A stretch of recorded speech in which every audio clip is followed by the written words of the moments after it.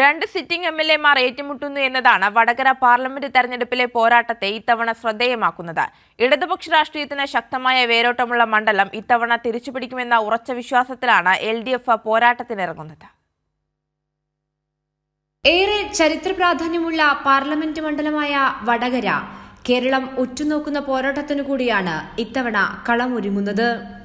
തലശ്ശേരി, കൂത്തുപറമ്പ്, വടകര, കുറ്റ്യാടി, നാദാപുരം, കൊയിലാണ്ടി, പേരാമ്പ്ര തുടങ്ങി 7 നിയമസഭാ മണ്ഡലങ്ങളാണ് പാർലമെന്റ് മണ്ഡലത്തിൽ ഉൾക്കൊള്ളുന്നത്. ഇതിൽ വടകര നിയോജക മണ്ഡലത്തിൽ മാത്രമാണ് UDFന് ഒരു MLA ഉള്ളത്.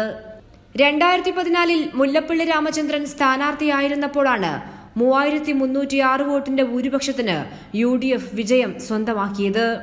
2019 84,663 വോട്ടിന്റെ ഭൂരിപക്ഷത്തിനായിരുന്നു UDF സ്ഥാനാർത്ഥി K മുരളീധരന്റെ വിജയം.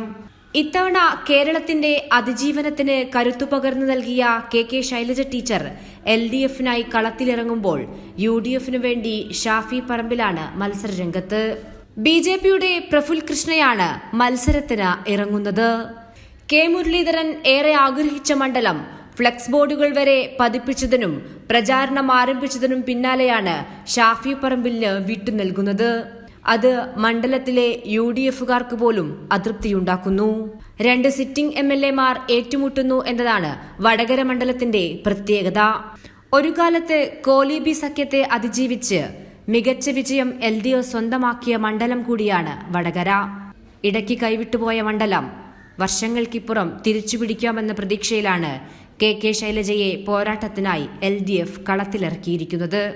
കൈരളി ന്യൂസ്, കോഴിക്കോട്.